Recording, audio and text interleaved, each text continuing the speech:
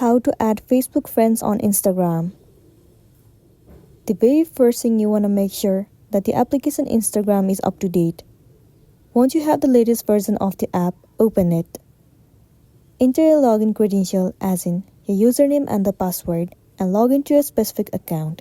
Once you have been logged in, head over to your profile at the bottom right corner and then click on this three horizontal line at the top right corner of the screen.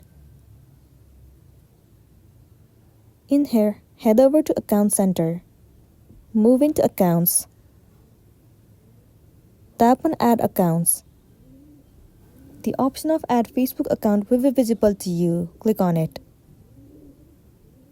Tap on Not Now. This interface will open.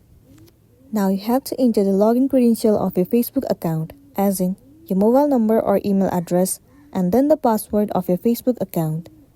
Once you have entered, tap on Login.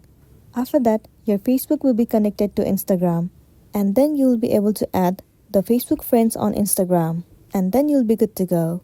So that's all for today, and this is simply how you can add Facebook friends on Instagram.